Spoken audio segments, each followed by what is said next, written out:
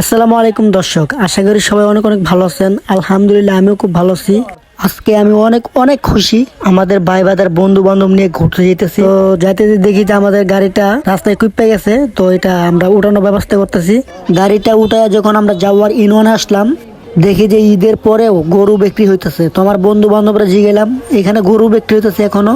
আমার বন্ধু বান্ধব বলে যারা ঢাকা নিয়ে বিক্রি করতে গেছিল তাদের বিক্রি তো হয় নাই, তাই তাদের গ্রামে বিক্রি করতেছে।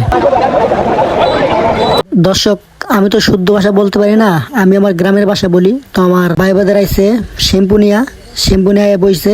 আমি তো বইতে পারলাম না ভিতরে, কারণ গাড়িতে তো জায়গায় আটা না, একজন উপরে আরেকজন বসে আছে আর আমি তো দাঁড়াই। আমার মজা আলাদা।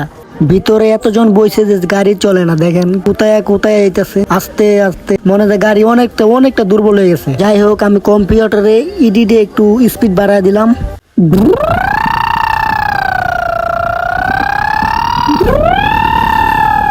দর্শক, বাজারে এসে বললাম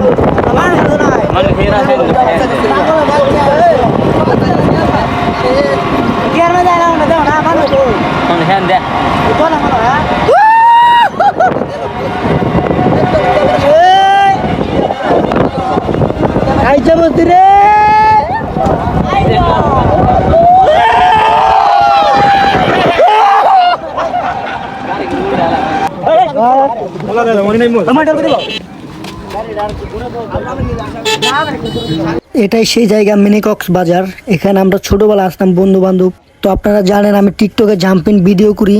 তো আমি এখান থেকে আগে ছোটবেলা শিখতাম, আর বেশি পারতাম না। মোবাইলে ইন্টারনেটে দেখে দেখে তারপর আমি শিখতাম যে কিভাবে দিতে হয়।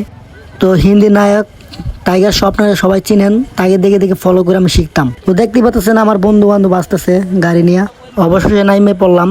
আমার বন্ধু বান্ধবের বললাম যে ভিডিওটা লও, আমি একটা ফিলিপ মারি, একটা ভিডিও করো। এখন যে ভিডিও করব, বড় ভাইরা আছে আর আছে সুন্দর সুন্দর আপুরা, তাহলে করবো ভাই আমার ভিজিয়ে দিলেন। আর আপনারা জানেন আমি টিকটকে জাম্পিং ভিডিও করি।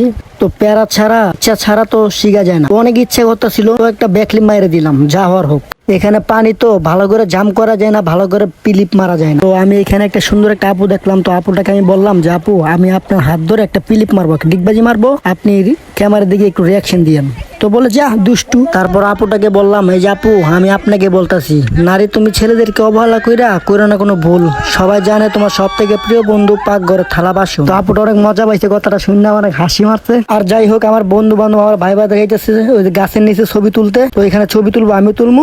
আমার ভাই বাদার বলে আমরা সবাই মিলে একটা দৌড় খেলা খেলবো। দেখেন কিভাবে আসতেছে, বাবারে বাবা, এক একটা আইটেম বুমা, ওয়াল্লাহ রে ওয়াল্লাহ। আস্তে আস্তে দেখেন আমার ফোনটা একদম ভিজে লাইছে। নো প্রবলেম, আমার ফোন অটার গ্রুপ, যেটা পানি তো ভিজে কিন্তু সমস্যা নাই।